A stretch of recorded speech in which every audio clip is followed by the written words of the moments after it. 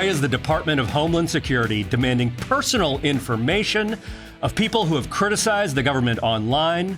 Are threats to free speech growing globally? Welcome to the Reason Roundtable. This is your libertarian review of news and culture from the editors of Reason Magazine and Friends. I am your host, Peter Suderman, and today I am joined by my colleague, Catherine Mangue-Ward, as well as very special guests, Robbie Suave and Reem Ibrahim. Reem, this is your first episode as a staffer at Reason Magazine, full-time. Yay, it is. I'm very happy to be here. We are so happy to have you here. Okay, so I want to start here by talking about this DHS story because they're demanding the personal information of people who have criticized the government, who have posted things saying, where ICE is located, right? And they're asking for names, email addresses, telephone numbers, other data behind anonymous social media accounts, right? Basically, if you criticize ICE, if you criticize DHS, they want to know who you are. This seems very worrying to me, Catherine, because anonymous speech is a pillar of free speech. How worried should we be? We should be super worried. This is Publius shit. This is like original free speech is meant to defend specifically this thing, criticizing the government from the safety of anonymity. Admittedly, this is, also often quite garbage invective, right? Like, I do not mean to say that this is the highest and most excellent form of political speech, but I do mean to say that it is very, very clearly protected by the First Amendment, and it's not DHS's business. Okay, so some people might say, look, it's one thing to criticize ICE and to criticize their mission, but these people aren't just criticizing. They're actively posting the location of federal officers. And that is, I think, the sort of the backstop, sort of the best argument for this. And that, as we've seen, does create dangerous situations. Yeah, so I definitely just gave you my wholesome, everyone agrees constitutionalist argument for the first answer, and I will now give you my incredibly radical anarchist argument for the second answer because there is this long history, right, of newspapers and broadcasters pulling the punch when it's revealing troop locations or might potentially compromise national security. Yes, in overseas wars, not Minnesota. Right. So I think people might be tempted to analogize that. They might say well, listen, this could endanger people who are trying to, follow the orders of the United States government and, stand up for apple pie in America and whatever. I do not think this is the same thing. And I think that, this is not secret information, right? It's information that people can and should have available in public. This is very different, I think, than those. Well, I do think it's information that the government would like to keep secret. That's they don't different. Want people to know where their enforcement agents are. There's lots of information the government would like to keep secret that I would like people to know. We are journalists, after all. Robbie, are there parallels here to what we saw with the Biden administration going after online accounts, right? Sort of working with social media companies, in some cases working with them, in some cases demanding information about who's posting misinformation about COVID online, much of which actually turned out to be not misinformation. It's incredibly similar. It's so similar. It's the exact same thing. Matt Taibbi mentioned this on X the other day saying, well, yes, this is bad, but it is the same exact thing we were complaining about with Biden. And like that situation, the fault is on the part of the government, not the social media platform. You're giving your information over to the social media platform consistent with its terms of service and all that. The social media platform should not feel pressured by the government to give that information to the government.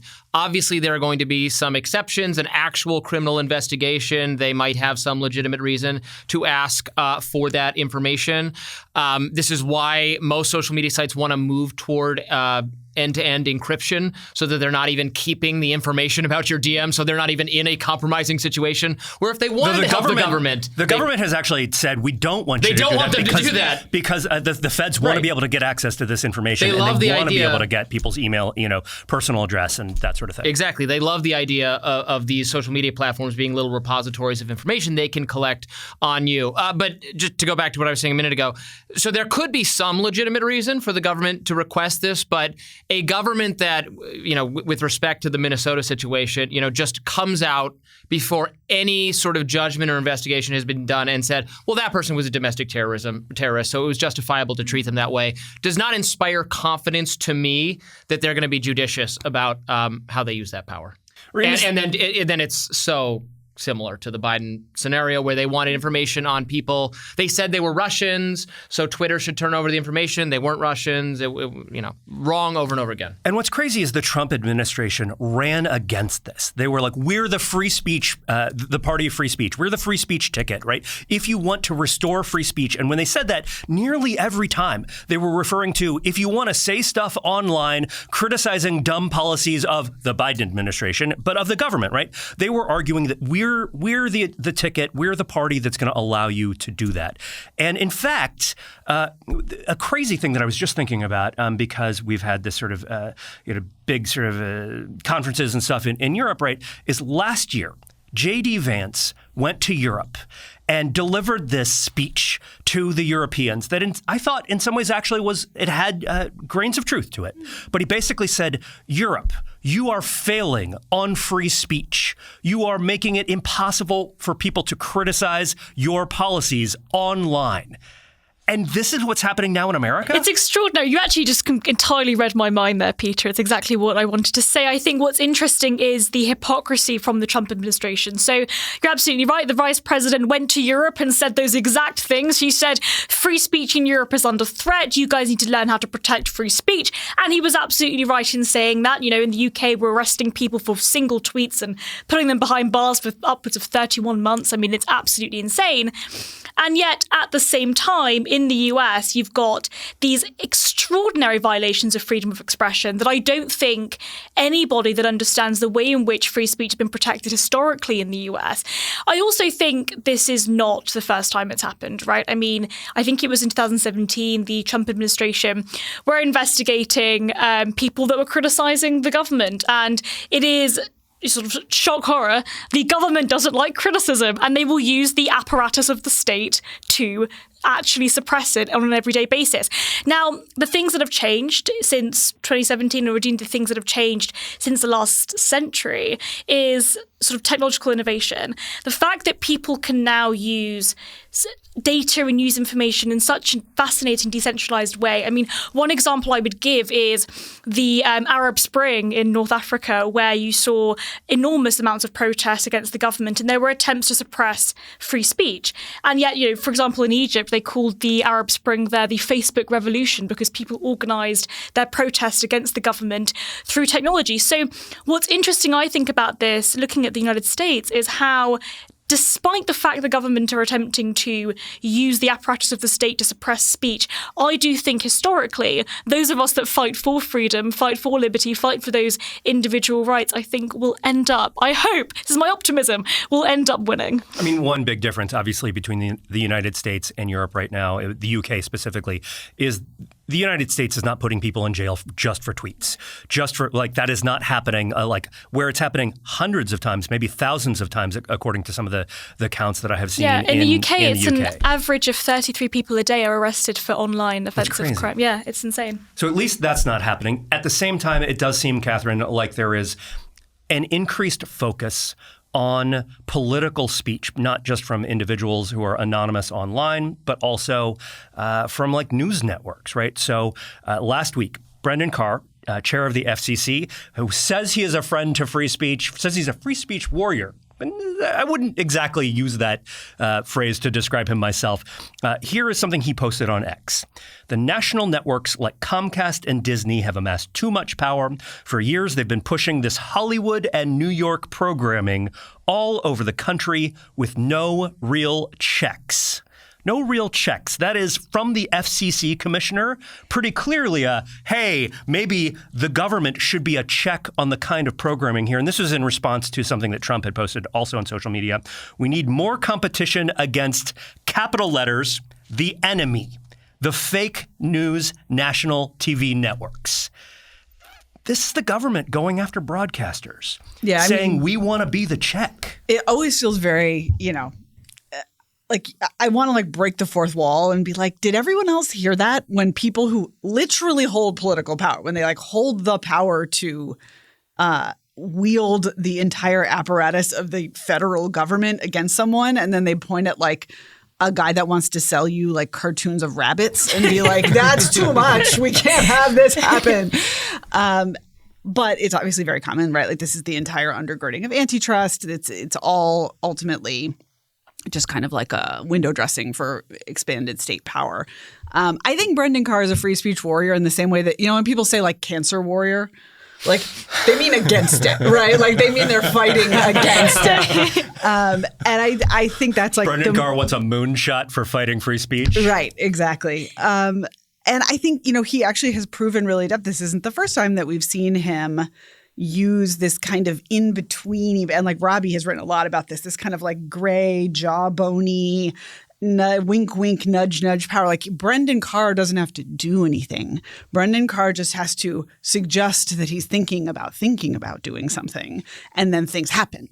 And that is in many ways the worst case scenario, because if the FCC, issues a ruling or, takes someone off the air, then at least we have procedures to fight that. But it's much harder when it's all happening like in the murk and the gloom. And Brendan Carr was a vocal critic, again, of the Biden administration, doing many of these same things correctly on television, often in conservative media, talking about how this was a threat to free speech. This threat emanating from the progressive antitrust wing of the Democratic Party. This is Bernie Sanders and Elizabeth Warren getting the policy they always wanted, which is the mechanism of enforcement here is these companies want to merge. Paramount wants to acquire Warner Brothers. There are all these media companies merging. And the reason, in addition to the FCC giving guidance, the reason the federal government has influence over the programming decisions is because they get to have scrutiny over whether the merge takes place. This is exactly the kind of because I know governance. someone will say something to us that it's the FTC that gets approval, right? But the FCC has say over broadcast licenses, which is relevant to some of the other things that are going on here, right? With the sort of the small that our listeners know the difference between the FCC and the FCC. Yes, we respect that about them. But this is if you are a big media company right now and you want to do a business deal, you have to go to Donald Trump and say, "Mother, may I?" Yeah, that's what I say. The FCC is the bigger threat than the FCC, because that's what these companies are really concerned about, is their bottom lines and whether they can merge, and whether Trump or a Trump official is going to nix it on the basis of the content. I mean, that is exactly what we warned about, this kind of thing happening when Joe Biden said Facebook is killing people, and his acolytes said, we're going to have some different regulation for Facebook unless you take down more COVID-related speech. It's exactly this kind of thing. But it's also like the way that Trump's tweet was framed, I think, was interesting, because if somebody like myself who literally learned what the FCC was today, it's fascinating the way he spoke about it being competition. We want more competition. Like, to be clear, in the media landscape and journalism, competition is good. And it's exactly sort of the point that I was making earlier. The fact that we have so much decentralization because of social media, because of things like Substack, anybody can become a journalist, anybody can talk about the things they want to. A lot of it is nonsense, but people can do it, and there is choice. This isn't competition, especially when the government get to make these kind of merging decisions. The anybody can become a journalist question was actually relevant recently with Don Lemon, who was he a protester entering that church? He hopes to someday become a journalist. It was really funny. I don't know if you guys saw this. It's going to be, he's working toward it. Well, I think in fact, the way that the government has treated him has elevated him as a journalist, or at least as a media figure in the news. I don't know if you've seen this, but his social media, YouTube, follow counts, his subscribers have just absolutely blown up like crazy. And everybody is hanging on every one of his words now because of this. This was the Streisand effect, but for Don Lemon. But Catherine, I want to ask you about something you said earlier about the sort of the way that the FCC exercises a kind of soft power indirectly here, because we have a perfect example of that this week with Stephen Colbert in this interview with a Democratic candidate in Texas, James Tallarico. And this was an interview that Colbert did, but did not air. And the reason that Colbert said that they did not air this interview with this Democratic candidate was our lawyers called us and said, under no circumstances will you be broadcasting this. But then Tallarico himself tweeted out, "This is the interview Donald Trump didn't want you to see. His FCC refused to air my interview with Stephen Colbert." how do we interpret this here? The FCC is not the one that actually refused to have this happen, and yet it's pretty clear that they were responding or thinking about pressure from the Trump administration. Right. Well, this is what happens when you get this sort of increasingly powerful bureaucracy and then a whole bunch of risk-averse lawyers attempting to gaze into the future and guess what might happen. I mean, this is something that Reason does, right? When we invite a candidate to speak with us during an election season for office, we invite the people who are running against them for the same reason that this Colbert interview ended up getting deep six. Now, there were clearly a bunch of other alternatives that they had. And so I do think that's worth saying here. Like, Colbert could easily have brought his opponents on the air and talked to them. He could easily have decided to risk there actually is a multi-part analysis about whether there's sort of sufficient news value and how much of it is electoral content. And like, there's all of these other things going on. And so I think, it's pretty clear to me that tweet that you just read is just it's controversy maxing, right? It was just like an attempt to have as many people watch this thing in anger as possible. And that's what I would do too if I were running for office in Texas. Like, nicely done. But it still is bad, right? There still is this underlying dynamic that is genuinely bad, which is that we have this kind of archaic regulatory ghost hanging over news programs. Robbie, is the FCC mugging Tallarico and Colbert, or vice versa? They're all looks maxing and whatever, gesture maxing. Can someone, we don't have time. It's what is mogging? Right, can you just tell me like one sentence of what is mogging? It's kind of like poning. Like, okay. What is poning? I beat you, I'm cooler than you. Dunk upon? Specifically from a looks better perspective, is my understanding of it. Or charisma. Tell me, Gen Zers in the audience, if I got that wrong. Gen Z, we have it right here. Well, you're British. It's different. British, I know you spell mogging with a U or a Q. I'm sure there's a new one. It's charisma and physical domination. Okay, so you're maxing your charisma and strength stats. Yes, and then it's like intimidation, right? Like you do an intimidation Thank you check. for translating it to D&D for me. You can, in fact, for listeners who don't know what we're talking about, we're using D&D terms to explain mugging and looks maxing. And this is why I love this show. I made it worse. Okay, sorry. Robbie was trying to talk. I have something to clarify about the application of the equal time rule here. So there is an argument that I've seen made by people who are in defense of the administration say, well, they're not applying this rule. The lawyers for the parent company said, we're wary that you're about to violate this rule because there's the Texas Democratic primary election in a few weeks. I think voting begins imminently. And so it's not even Tallarico versus the Republican opposition. It's versus Jasmine Crockett, his opponent. Now, Colbert has had Jasmine Crockett on in the past. I don't know if the interpretation would be you have to have her on now too, and that's what the fear was. But that's the argument to say, well, they're just enforcing the rule. I would make a separate point that this rule should not exist anymore because it is archaic. And the idea that this specific format, like you said, more people are watching this online, on YouTube. Like there's literally, by the numbers, more people have watched this on YouTube and X put together. Just like clavicular. Right. When they're done screaming clavicular, they'll watch this. But everything is clips now. I mean, this is a real phenomenon that is true in both social media and politics. This rule was for a time period where there were just a couple of these channels and there's, a specific amount of spectrum. The government has to regulate it. That was the argument. Now that's like making sure, the telegraph marketplace is open enough. Like there's too much else competing with it. This is not how people get their news and entertainment anymore. So the idea that this one, we got to make sure it's limited and it's got to be space for everyone just seems so beside the point. It's also it's the fundamental point that the media landscape is drastically and rapidly changing. And it's part of the reason why rules like this, I absolutely agree with Robbie, should absolutely be scrapped. It doesn't make any sense. People aren't watching that specific segment live on TV in most cases. And there's also the aspect of this that because of this decentralization, the rule itself just doesn't matter. I don't understand why they didn't just invite the opponent, though. Yeah. Well, so technically there's a couple things going on. One is, well, it does seem like they had already filmed it when the lawyers chimed in, so there's that. But I also think, sometimes it's not just a single opponent. If there are multiple people in the race, you actually technically have to invite everyone. Right.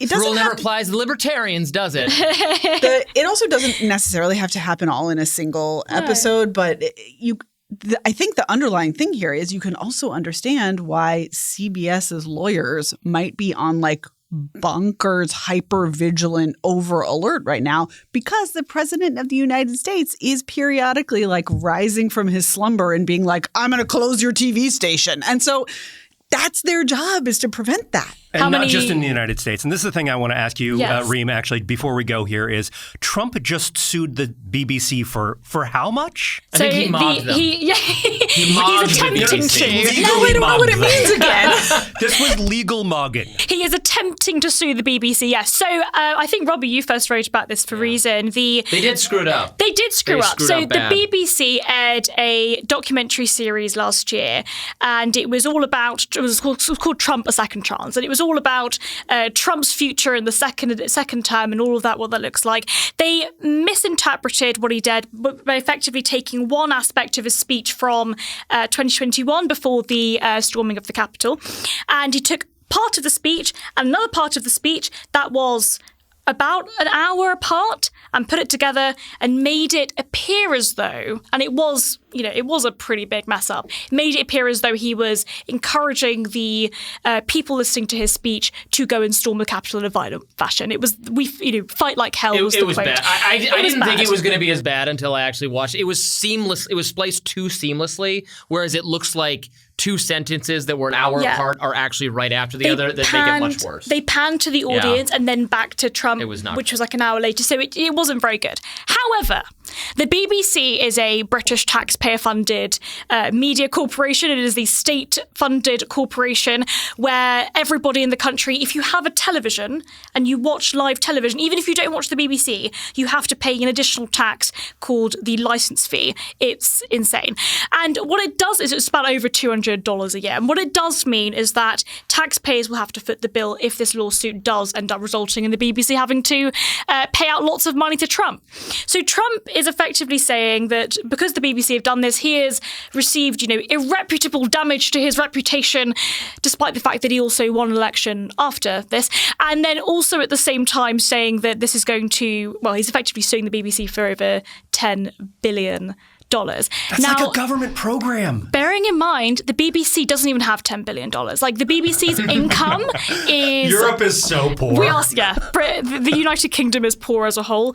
But one of the interesting parts of this is, even if you look at the assets the BBC has and the income the BBC has, it does not reach $10 billion. Now, Trump is probably not going to win this case and get $10 billion. But it's about the principle of this, right? This is not the first time the administration and Trump himself have tried to sue companies, many of which have settled. I mean, CBS is one example. Media companies that he doesn't agree with. Now, this is a absolutely true mess up. The BBC did mess this up. But in a normal marketized media landscape, competition and scrutiny would occur, and therefore the very obvious mistake the BBC made would be rectified. Bearing in mind, by the way, the BBC have apologized, the chairman resigned, it was a whole thing. They actually sent a letter directly to the White House apologizing, and that's not enough. So this is effectively, I think, Trump acting like a toddler, throwing his toys out of the pram and demanding lots of money. But it's also a story about how it's not a great idea to fund the media with taxpayer money. Absolutely not. That creates additional problems on top of the problems you already have with people like Donald Trump suing for. I love this massive.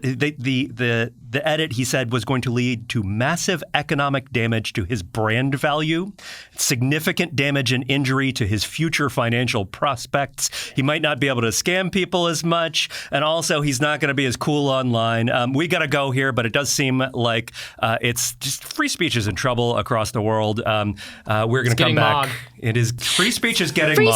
Free speech is getting mogged. It absolutely is under threat across the world, in the US and, of course, in Europe. But I think we also have to say, those of us that fight for freedom and fight for these liberties, I think will always win. And we have to be optimistic about that. Let's take a break. Hey, Reason Roundtable listeners. Robots are coming for our jobs. Can you compete? Are you or someone you care about wondering, how do you stay relevant as artificial intelligence reshapes work, careers, and opportunity. Reliance College invites students and young professionals to AI-Proof You. This is a new multi-module intensive certificate program. It's focused on building the human skills machines can't replace: judgment, independent thinking, clear communication, leadership, and entrepreneurial initiative.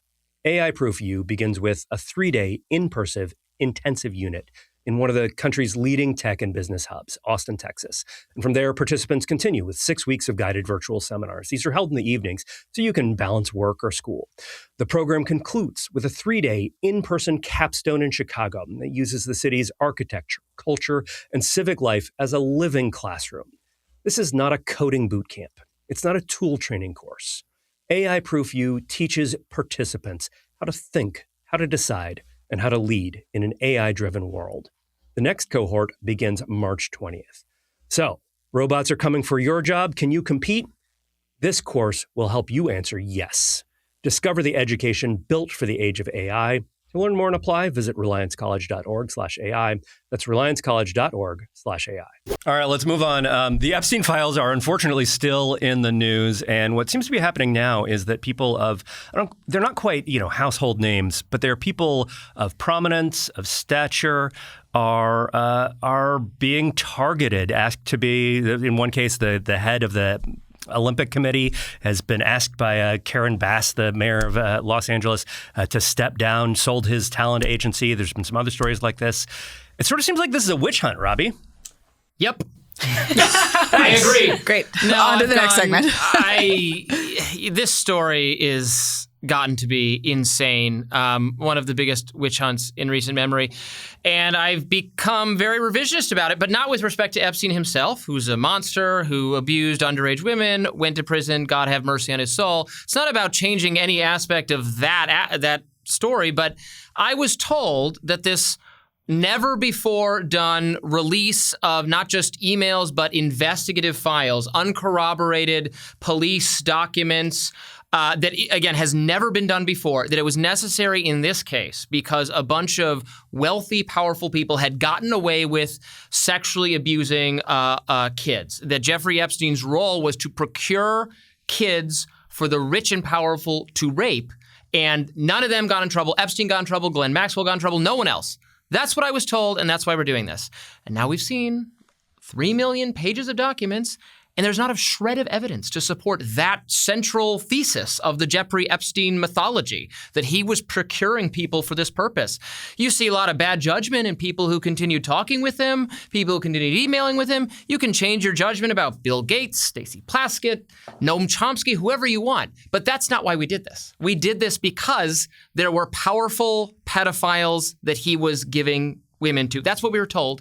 It's now clear that was false. Entirely false. We also did it because some members of Congress pressed repeatedly to have this happen, including Ro Khanna. Including our friends. Thomas Massie, who we just interviewed and who we have been friendly with for years. Catherine, what do you think about Massie and Khanna's role in all of this? I think some of it is political calculation, and I don't mean that in an entirely negative sense. Like, I do think there is a point where, as long as people believe there is more, this was never going to be over. And it will still never be over for certain dead enders, right? There will always be people who say, yes, but the really bad stuff is in the next tranche. Yes, but, of course they didn't release the 5 emails that show that actually that was happening, Robbie.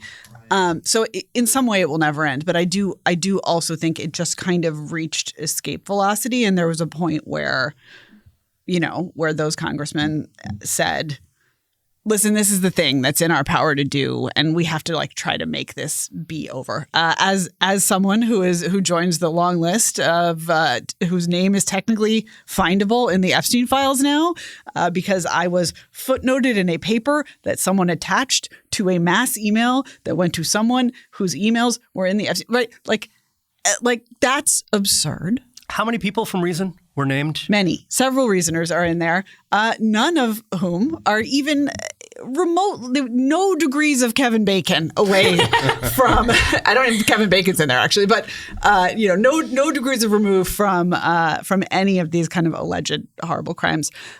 I do also think this is the horrible fact that we've repeatedly just have like constitutional amnesia when it comes to anything that even remotely approaches allegations of sex with children. And it's understandable, right? Like we are horrified by this behavior as a society, as individuals.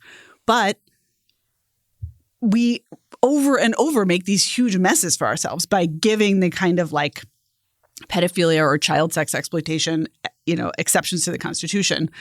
We should have some faith that our constitutional system allows us to put genuine predators and genuine lawbreakers in jail without having to constantly make loopholes and bypasses and special congressional action. I've got my pitchfork ready to go for the first person they can find in these files who sexually abused an underage person. Yes, I'm ready to do it. But every name they keep throwing out is someone who just interacted, maybe fleetingly, maybe virtually, with Epstein. The names, and I like Ro Khanna. I love Thomas Massie. I agree with him 99.90% of the time. Ro Khanna, just a few days ago, read 6 names on the House floor where you can suffer no defamation consequences, and 4 of those people were just in a police lineup. We know what this means. This unrelated to Epstein entirely.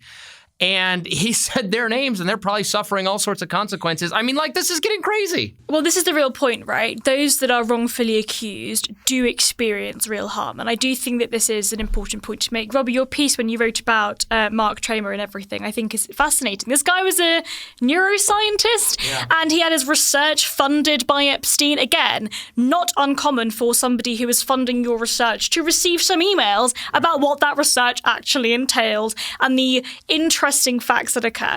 And one of the interesting facts was to do with how a baby can actually suck on what are they called? Pacifiers here. Yeah. Americans call them pacifiers.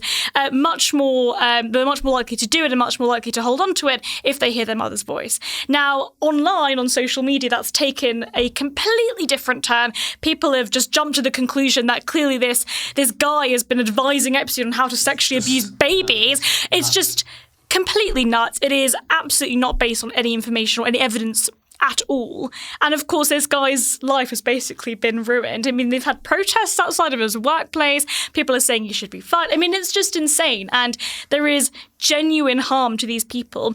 Now, I do think transparency is absolutely important, and people can make the conclusions that you've just made, Robbie, that actually the conspiracy around the Epstein files, the idea that there are all of these people that haven't been put away, justice hasn't been served, just isn't true. And we can look at the evidence and make that judgment for ourselves now that we have the evidence in the public arena. The problem is people love sensationalism, and they love this idea that there is this paedophile rink that is still occurring. I do think in the UK there are some answers to be made. I mean, things like the former Prince Andrew Mountbatten. Those are issues that definitely need to be solved. But honestly, I think that when we've got the evidence out there, it's all public and we can actually see who is guilty of something and who isn't. And clearly, I don't think very much more needs to be done. Catherine, did you see this exchange between Trump and Marjorie Taylor Greene about the Epstein? I mean, there's been multiple back and forths, but Marjorie Taylor Greene, in her anti-Trump turn, I mean, it's just remarkable how much Congress now resembles pro wrestling in terms of the storylines and it kind of all revolves around a hero or a villain of the moment, and sometimes your heel turns out to be the good guy, and et cetera. But Marjorie Taylor Greene has done this anti-Trump turn recently, and a big part of it has been about the Epstein files, right, where she pushed to have them released, and she's gone on podcasts, interviews, and saying things like, Trump absolutely didn't want them out there, and you gotta, implying, I guess, that there's a reason for that. And Trump, within the last couple of days, called her Marjorie Trader Greene as he was sort of stumping for other candidates who might replace her in Congress. And she responded, mogged her big time. He mocked her. This is it's a mogging to remember. And look, if you're following the clavicular saga, if you are I am not. Unfortunately, some of us can't help it. It comes into our feeds whether we want it or not. It's wrestling, like you said. It is pro wrestling, and that's also what Congress is, right? It's these sort of simplified heroes and villains, kind of big turns, character storylines. And that, to me, is also the Epstein files saga in so many ways. And you have MTG saying, look, him calling me that has become a badge of honor because I'm not in his cult. I refuse to bow to his demands to cover up the Epstein files to protect his friends. And I stopped fighting the hardest for a team that intentionally refuses to win. I mean, it's a pantomime. I do think that's exactly what it is. It's kabuki fighting, right? But the fight for the release of the Epstein files always did cross political lines in an odd way, right? Like, the No Kings protesters in my neighborhood also always had two guys with release the Epstein files signs, but just as much you have people like the QAnon side of things. It's like there were corners of the internet and different parts on the political spectrum that people wanted these files released at different times for many, many years. And so I think it is important not to kind of like map them left, right? Marjorie Taylor Greene, like the leftiest like circles that I hang out with, the frequency with which someone says like, I kind of like her style in the last couple of months. They weren't saying that a year ago, were they? No. I mean, really wild. And Robbie is one of these people, the leftiest circle I hang out with for sure. No, but like we I'd be real popular there. Can you imagine? We have given her some strange new respect too, and she sometimes deserves it. But I think so much of it is this. It's tempting to just try to map it all onto like, which team are you on? And she's on the other team now. She left at MAGA and she's on the other team, but there is no other team. There are 40 other teams and every one of them is weird. Well, I think Epstein disclosure was more of an interest to MAGA and many libertarian people when there was an idea that it was going to involve a lot of, the powerful elites. Bill Clinton. This was going to bring down Bill Clinton. The COVID decision makers, Bill Gates, et cetera. And then Democrats realized, but Trump was friends with Epstein, and it's going to be an anti-Trump thing. And again, while it's been embarrassing, not for Trump or the Clintons, they're not involved in this whatsoever, but embarrassing for Bill Gates. It doesn't bear out. It also is it's a billionaire that was very well connected, that knew lots of celebrities and lots of politicians. And, as a libertarian, I do think, gross. This billionaire has so many friends with, politicians and government officials, and he's able to get his way with certain aspects of it. But in terms of child sex trafficking, these people are not guilty of that. They're guilty of a lot of things, but not that. One of the lessons of working with Elizabeth Nolan Brown for all of these years, if you read her work, what you see is that in nearly every case, maybe not literally every single one, but in so many cases, when the authorities are alleging that there is trafficking happening. And often they'll say trafficking and kids, but they won't quite say child trafficking. But they'll say trafficking, they'll say the words kids, they'll say sexual abuse or assault or something like that.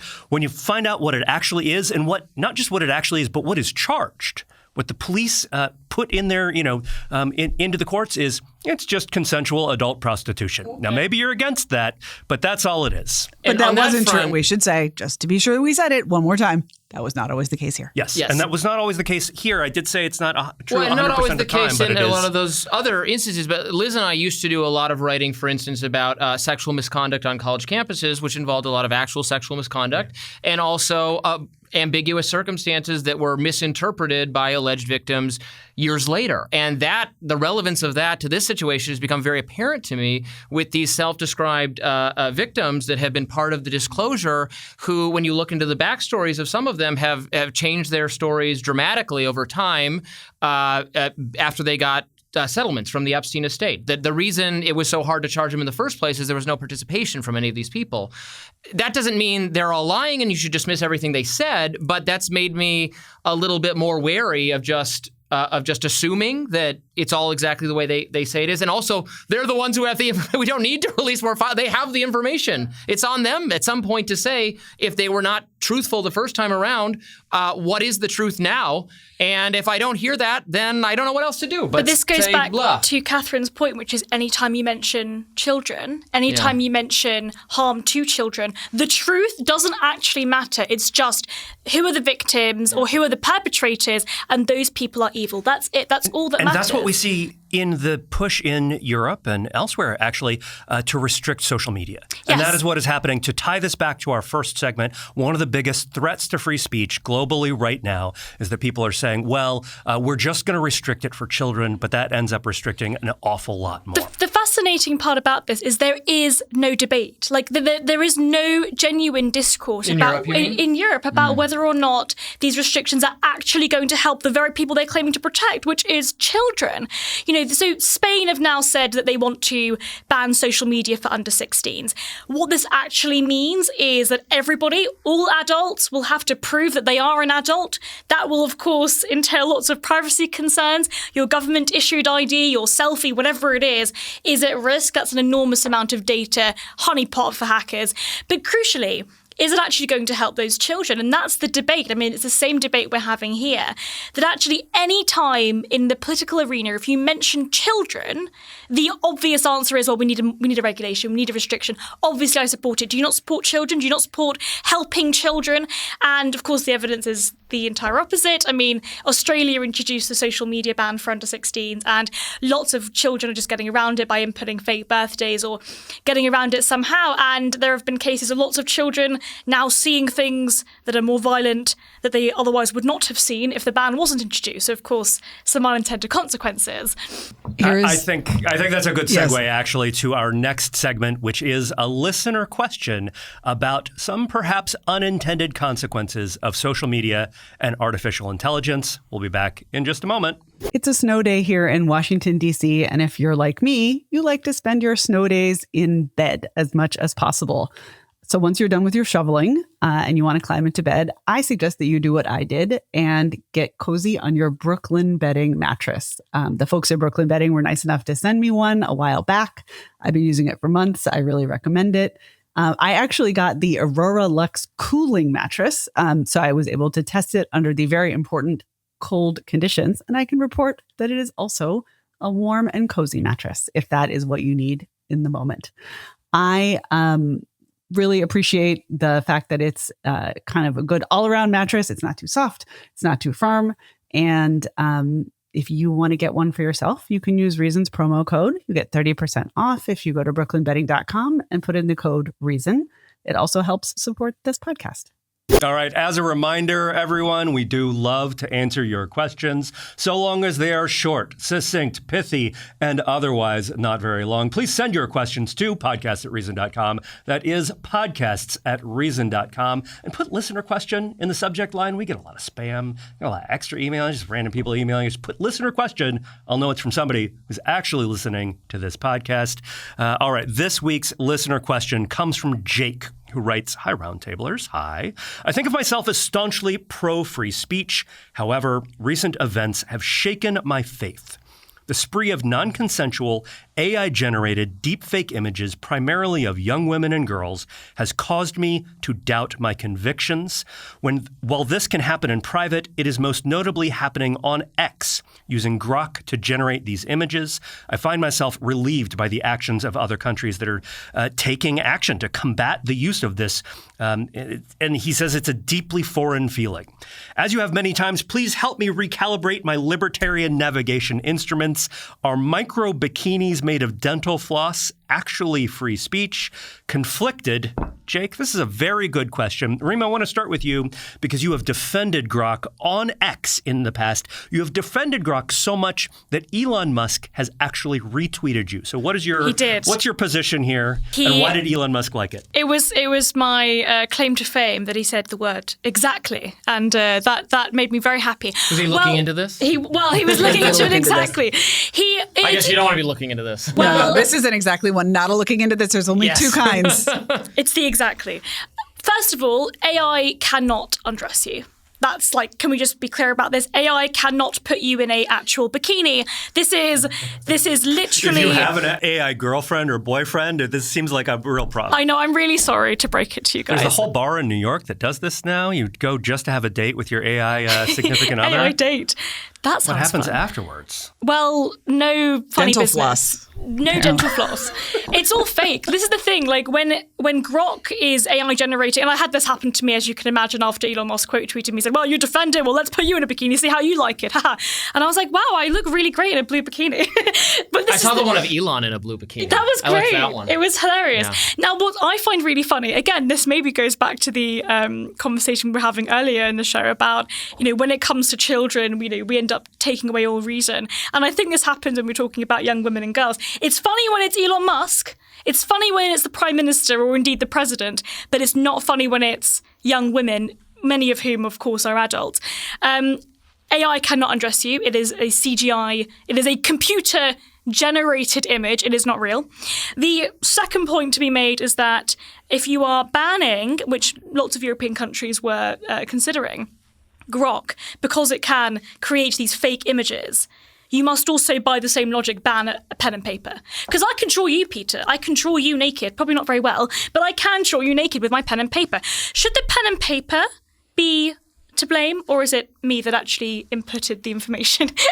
Clearly, it's the user. So I think there's a difference here that is notable, which is that this is happening in public on social media, and that it's not just a pen and paper drawing. It is, in some cases, a quite lifelike photorealistic rendering, and those renderings are going to get more and more photorealistic. And people are basically having pornographic or semi-pornographic lewd photos of them posted online for other people to look at in a way that without their permission. But this is the point. It is not the AI that is doing this. Somebody is putting it into the AI to do it. So if you say, even if you wanted these things to be banned, which I wouldn't, but even if you wanted it to be illegal to produce fake pornographic images of somebody else, you blame the user, not the tool. You don't blame the tool that creates the images. You blame the person that is inputting in the information saying, I want to see Peter naked, which I don't know why they would want to do that. But yeah, that's the distinction I was going to mention, because this category, it's CSAM, child sexual abuse material. Right. If you draw by hand very accurate images of children in sexual compromising positions and you send them in the mail, you could get prosecuted. So similarly here, you might be prosecuted, but the question is can Elon Musk be held responsible for it? And in the U.S., the answer is no. So far, because of Section 230, which establishes that the generator of the image or the speech is the person responsible. So I would say that you could be responsible for generating such an image under the exact same legal provisions we have. Section 230 itself might need some kind of update to clarify that an AI-generated image is the speech of the person who makes it rather than the platform or some kind of mutually shared responsibility. We are in new territory with this technology with respect to Section 230, to be clear. But I think the principle would be apparent that if that is illegal to generate such an image because it's child sexual abuse material, that would be the party who is responsible is the person who generates the image, in the same way that if you draw it, Crayola company isn't responsible, it's you. This is the tool, or the inventor of the tool should not be the responsible party. Catherine, you love robots. You're a big AI booster. But I think something that we've talked about even on the podcast, that you sort of know people who are women online.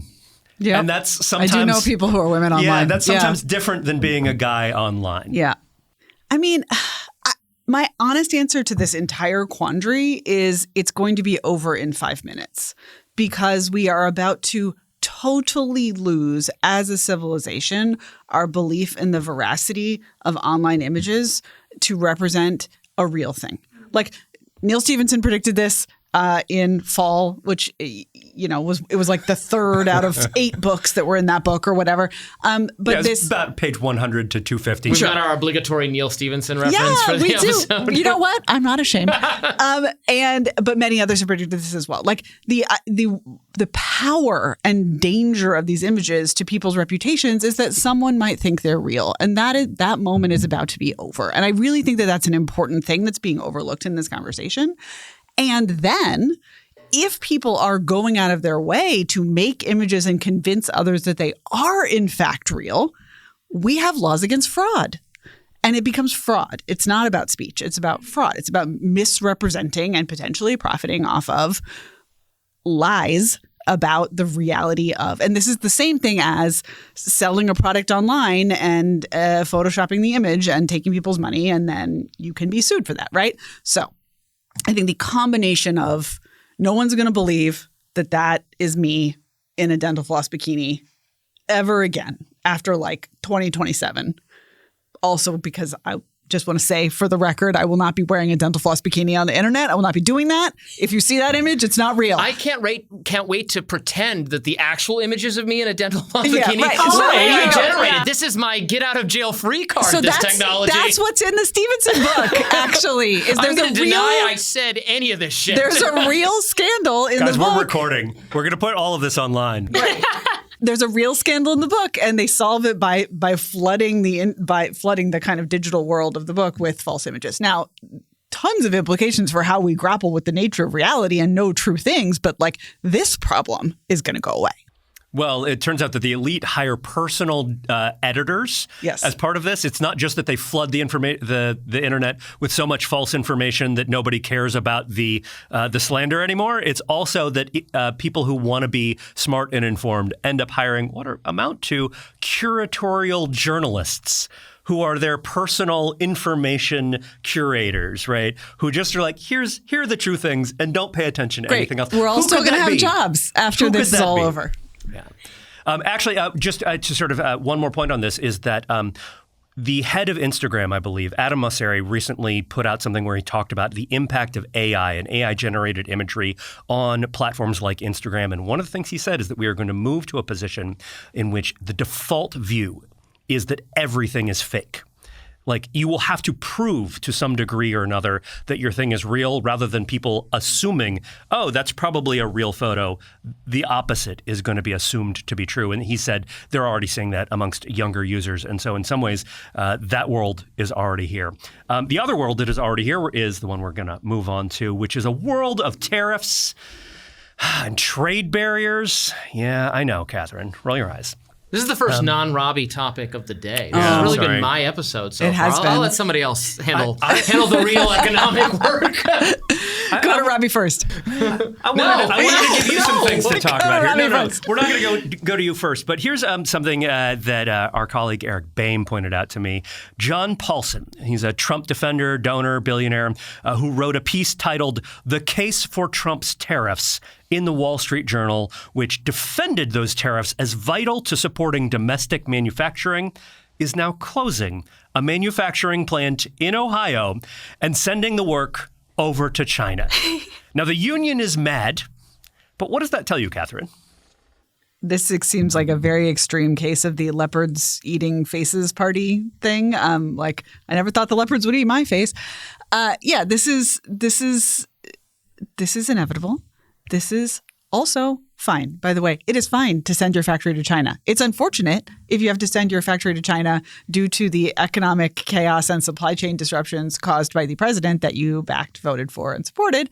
But send your factory to China. We will buy the things from China. It's going to be fine. That should have been our underlying principle all along, and we could have skipped all the rigmarole with Liberation Day and, just on Chinese products over the last year or so, the tariffs have been 10%, 30%, I think like 125%, then 30% again, and then 10% again. Like, of course factories are closing down. They don't know when raw materials are going to come or if.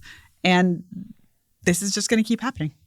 So, Reem, the tariffs are, creating divisions in the world, right? It's not just that they're sort of making things more expensive for the United States, though they are. Consumers are paying more for stuff because of these tariffs here.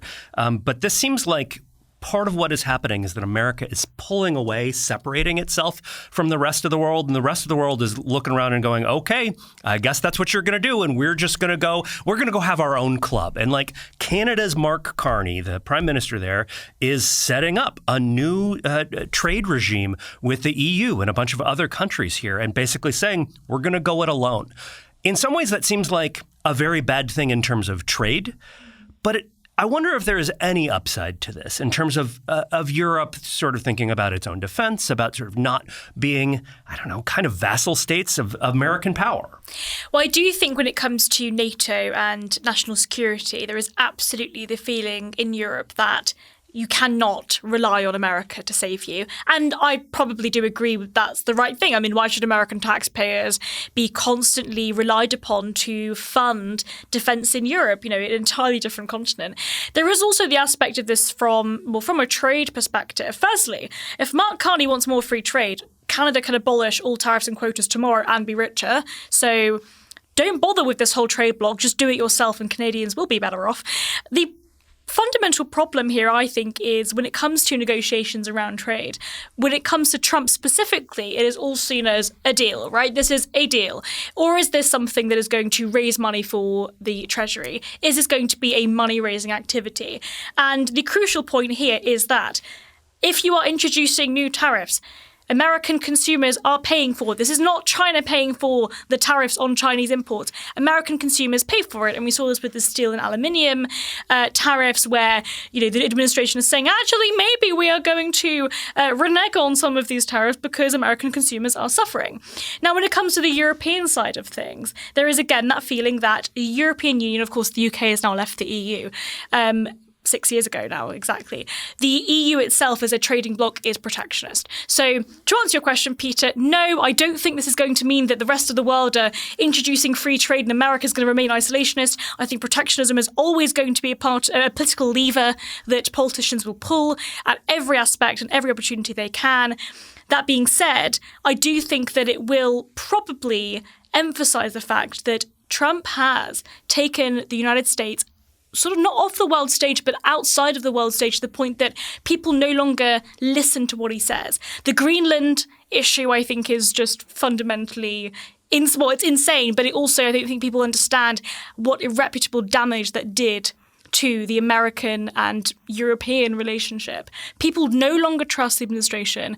Nobody takes what Trump says seriously. And I think that that's really the crucial change that we've seen over the last few months. This is like the dumbest possible way to decenter the U.S. in like global politics and trade. Like it would have been cool if we could have. Yeah, you wished upon the monkey. Yeah, you wished upon the monkey's paw. I did. We all we monkey's pawed this for sure. We were like, what? It would be so great if somehow like everything that the U.S. didn't like reverberate through every other nation's decision making in like a complex and overbearing way, and like, oh. Yeah. Okay. I'm gonna ask you a question then, since you used to work at the Weekly Standard. The Weekly Standard, the neocon central for the Iraq War. I'm sorry. Yes, you're sorry for the Iraq War, but part of the core argument of the Weekly Standard, its worldview was America is the essential nation, and if America becomes less powerful and less important in the world, a lot of bad things happen.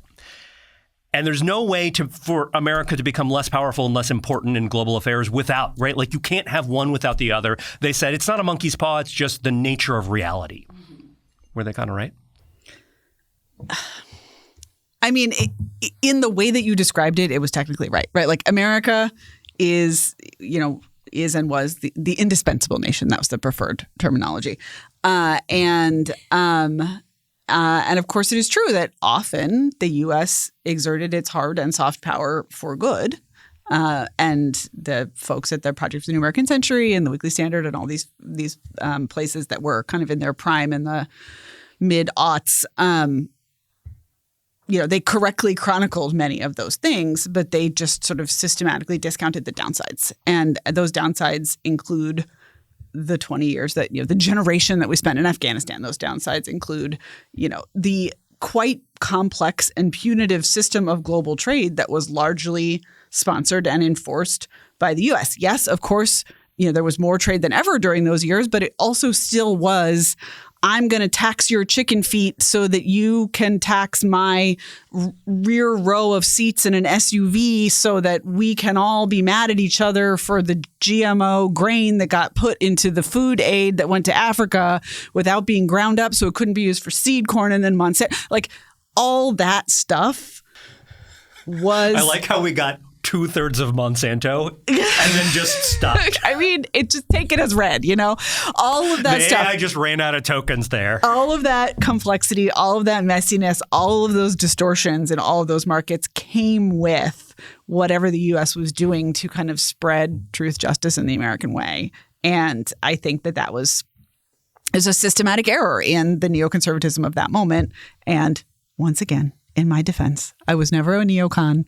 I was just wrong about the Iraq Robbie, War. I want to ask you a question about legal and regulatory policy and the history of the International Economic Powers Act of 1977. Terrific. So here's the thing about AI images of underage people. Robbie's like, can we go back to talking about child porn? I don't want to. Now you've just made me run out of jokes. No, the thing I want to ask you is, as Reem said, Trump is looking to maybe signaling that maybe he is going to reduce or eliminate some of these steel and aluminum tariffs because they don't work, because they're raising prices, because it's bad for American manufacturers, because it's super complex. And also, funny enough, it is creating a huge lobbying industry. Not that surprising. If you have a very complex on and off tax regime, lobbyists love that stuff.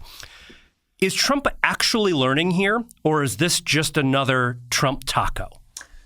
It's hard to say because Trump is honestly not even the most fervent backer of the tariff and immigration policies of his administration compared to other people within it who want to do tariffs on a even more massive level than him. That's true to some degree, but Trump, to the extent he has had a consistent and coherent political policy throughout his life, he has always loved tariffs.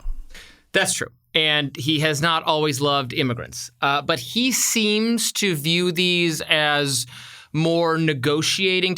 There's an aspect of the administration that wants crippling tariffs in place forever so that we can build everything at home, no foreign labor whatsoever, so our labor unions here can be much more powerful. And Trump is not actually on board with that to the extent you can ascribe some kind of coherent philosophy to him, but he argued with Laura Ingraham on Fox when she was like, yeah, we got to send back all the South Koreans who know how to build the factories. And he was like, actually, nobody can build the factories unless we have them here, Laura. I don't know what you want. Then I appreciated that it would be worse with other people in the administration in charge. On this point about manufacturing, if you don't want huge factories to move to China, lower labor market costs in America. Like if you abolish the minimum wage and make it significantly easier for people to move between jobs, if you have a dynamic labor market, which environmental regulation has an enormous impact on this. 16 red-spotted butterfly that's native to wherever they wanted to build the factory and the houses that we can't, the Biden administration found this out when they tried to fund the construction of factories, and it took forever because they were also like, but you have to have high-quality daycare and only hire union labor or pay more than union labor demands. You have to be Green New Deal compliant to put in that electrical charging station for your Tesla. But this is the psychology of tariffs. We don't want to be competitive with the rest of the world. We just don't want the rest of the world to compete with us. Like if you want America to be great, which is what Trump was saying on Liberation Day when he introduced all of these tariffs, make America great. Make it, grow at 10%. Make it so that everybody is able to be employed in the US in that respect because the labor market is so dynamic. Make it so that every single business in the rest of the world wants to move to America because America is where freedom lies. America is where economic growth is. That's what you want. If you want America to be great, this is it. If you want America to be great, make it great. Don't make it so that you cannot compete with the rest of the world because all it says is if Americans don't want to compete with the rest of the world, you're not that great. I think that's a great segue to our next segment, which is our cultural recommendations. And I want to start with you, Reem, because even though you just finished with one rousing monologue about the greatness of America, you are a new resident of the United States. I am. I'm very happy to be here. We're very happy to have you. Congratulations. You made it through the immigration gauntlet. And what have you been seeing and doing with your time since you've been here? Well, I've been noting down in a very nerdy way the fundamental differences I've noticed between British and American culture. And there are lots of fun things. I think Americans are very friendly, significantly more friendly than British people. This might be because I'm from London, everybody in London is miserable. But also it seems as though everybody in Europe is just miserable and everyone in America is happy all the time. I don't know, maybe that's just rose-tinted sunglasses. Have you been on the internet? She sits next to me at work. Yeah, we sit next to each other and I'm like, everyone's just really happy. But also there is the aspect of things are just set up to be more convenient. So everything is on a drive-through. You can get drive-through everything. You have escalators what do you guys call them escalators, right? Escalators for your shopping cart? Is there a different word for escalators? I don't know. Because it's lift and elevator, so I didn't know if it was a different thing. I'm learning The shopping lingo. cart thing is fun. It's fun. I'm scared of them. I don't use them because I envision myself throwing my cart down the thing. I'm like, wait, the food's there and it's there and it's sort of going down and I don't know what's happening to it, but it's all very new. Everything's very convenient. Also, just like you can feel the economic growth. You can feel the success here. In the UK, all I hear about from friends and family is how they can't get a job, things are really terrible. In the US, like everybody seems to have this kind of aspiration and drive to do better. And I do think, maybe I'm just being far too optimistic, but I do think the American dream is very real. The fact that you can come to the US and do great things and you have that freedom and opportunity, despite all the qualms that we've discussed in this show, I do think America is a very, very great country. Oh, that's great. And you have been making videos about this, which I would recommend to all of our listeners, as well as the many videos that you are going to make for Reason here in the future. So speaking of Americans who are happy, I'm going to talk about myself because I saw 9 Inch Nails last week. And I have been living on the high of that concert for the nearly the week since. This was one of the greatest concerts I've ever seen in my life, one of the greatest entertainment experiences I think I have ever had. Trent Reznor, who was the front man for a long time, was the only sort of regular member of the band, played all the instruments on some of the early records, is a hero of mine in so many ways because he's lived a life of artistic integrity while also selling out. And he is proof that you can do both and that you can be all the things to everyone in a way that I think a lot of people just sort of don't accept or sort of don't believe in, especially did not believe in the 1990s, the sort of the Adbusters age when he was, super famous, a fixture on MTV. And you go back to that era, Trent Reznor was like goth guy number one, right? If you, like Catherine's not along here, right? I remember goth guy number one, right? Trent Reznor, and sure. It was Trent Reznor, right? Like he was the king of the Doc Martens and fishnet set. And like he made the soundtrack to their lives. And here's a guy who has gone from that to soundtracking Ken Burns documentaries and Pixar films and the latest Tron movie as well. And now he goes on tour and you can see he's a handsome and like well-preserved 60-year-old man who still has the energy for a 2-hour set. And he is playing around with his image, which he understands very well. So one of his most famous songs, my favorite song ever in history, is Closer. The song was sort of famous in the 1990s. It was a fixture on MTV. It made the rounds. I mean, it was played a lot, but they would only play the shortened, very edited version because there are a lot of words in there that you can't say on television and a lot of ideas that they don't even want to like have you express. And his videos were always meant for kind of maximum outrage. Like he went after the Joe Lieberman set, the parents, right? The Tipper Gores who were like mad about pop music. He targeted them intentionally. There's one video of his that was like sort of supposed to simulate some sort of death, and they had video from a weather balloon that like made it look like somebody was dying, and it got away from them on the weather balloon. And the video producer got a knock on his door with the camera from an FBI agent who thought that he had found video evidence of a murder. And that's the kind of thing that like Reznor has always leaned into. It's like, yeah, I'm edgy, I'm dark. But again, going back to like now soundtracking Pixar movies, right? He did the soundtrack to Soul. And so he plays Closer on this tour, and the way that they've been playing it for the last year is as a remix. And it's a remix that just brings out like the fact that this dark, edgy, like slam your head into the mirror and be sad with your like, mascara song. It's a remix that brings out that this is a dance song, that this is like a club banger. And he plays it with like pink smoke everywhere. And it's just like, he's just kind of like grooving, right? This is the Boys Noise B stage remix. If you want to look it up online, I'll post a video to it. But it's just incredible. One of the greatest things I've ever seen. And it reminds me, he has understood his image and been able to play with it for so long. Back there, like one of my favorite Trent Reznor moments is about 20 years ago, and he's opening his set at a concert, and it's one of these big festivals. And he's like, comes on stage, he's like, are you guys having fun? Is this a party? Yeah, you're all having a good time? Well, guess what? That was the last, guys. Wrong fucking band. We're here to have a bad bad time, which is how I think about opening the round table every week. But no, it's like he knew. And it was like it was a joke, but it wasn't at all a joke. Thank you for listening to that rant, because that's what I love about America is Nine Inch Nails. That is just like on a different level. Totally Edginess ironic on steroids. and totally earnest, all at the same time. And that is what I love about it. He knows exactly what he is doing and what image he is presenting, and what people expect from him. And also he's just like, yeah, maybe I'm going to go back home and like have a cup of tea. I love that. I'd love a dance party and a cup of tea. That sounds great.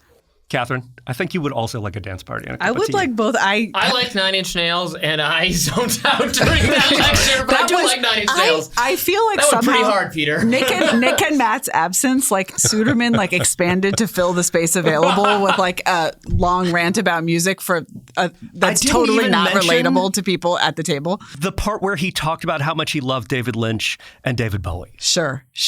And there's no need to mention it now, if I may say.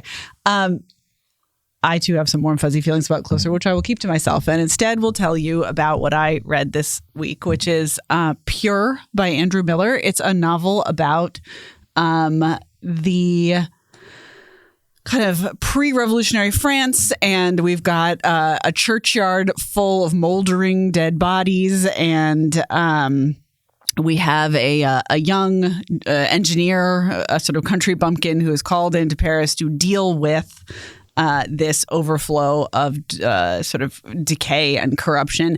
It is, you will be shocked to hear, an allegory for pre-revolutionary France and its decadence and decay.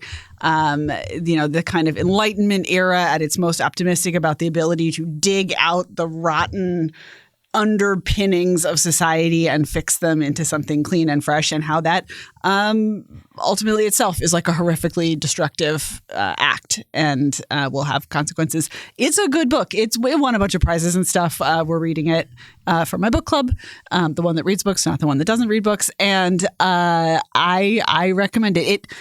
I think I have a high tolerance for books that are also fables or are also kind of like heavily allegorical. And this book is that. Like if you are not going to sit comfortably as like yet another animal or vegetable or mineral appears and serves as a metaphor for the decay of and decadence of this moment in political culture in France, don't read this book. But if you're happy to kind of sit with that and enjoy. There's a lot of like poxy prostitutes and things, that are standing in for. I thought it was great. Pure by Andrew Miller.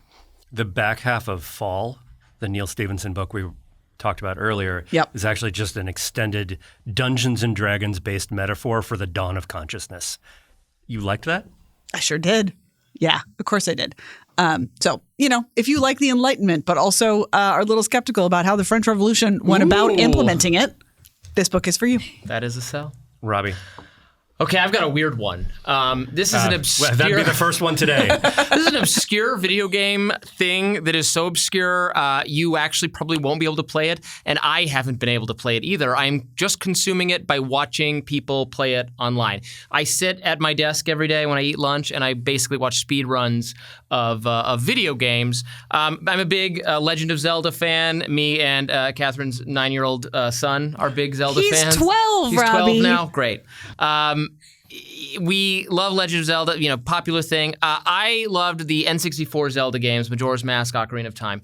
There is something called the Ocarina of Time, Majora's Mask Randomizer, which is a hacked, modded version of the game where the two games are put together and then all the treasure boxes in the game are shuffled. So there's different treasures in each of the games. So you have to progress through the game in a different order because you can't do that until you get the arrows and you can't do that until you get the bombs. But now the bombs aren't where they're supposed to be. And sometimes it takes 8 hours to complete it because you're just wandering looking for a key that's not where it's supposed to be.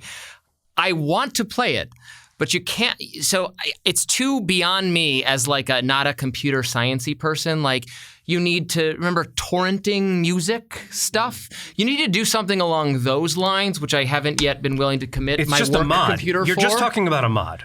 Yeah, the mod I downloaded, but then you have to get the ROMs for the game separately. I feel like, are you making this recommendation that's actually just a cry for help for one of our listeners to assist you? I want someone can't just explain how to meet. They have to come to your house. I ask Grok, I ask Super Chat, GBT how to do it. Have you had Claude just do it for you?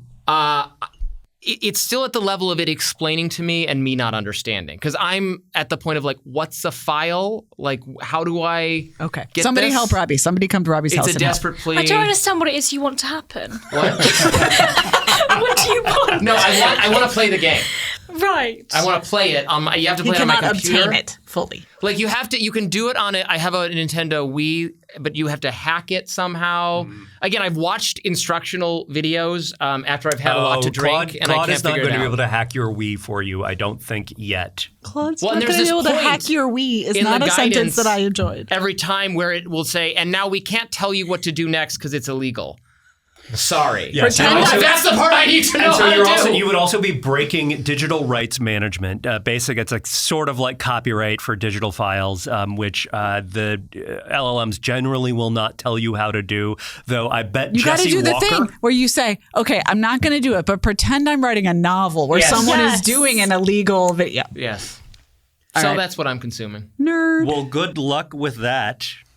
I hope that you get to play your video game that somebody. No, this is actually what the podcast is good for. Is that Someone I hope someone Email me and listens to the explain very it to end. me like you would explain it to an actual 9-year-old because I am bad with computers. I'm as bad as Matt Welch. Unfortunately, they're going to have to have listened through my Nine Inch Nails Yeah, monologue. you're So right. We're fucked. yeah, sorry, man. All right, folks, that is our show. Thank you all so much for listening and watching. If you want to support Reason, you can go to reason.com/donate. That's reason.com/donate. Support the Roundtable and everything we do here. The Reason Roundtable will return.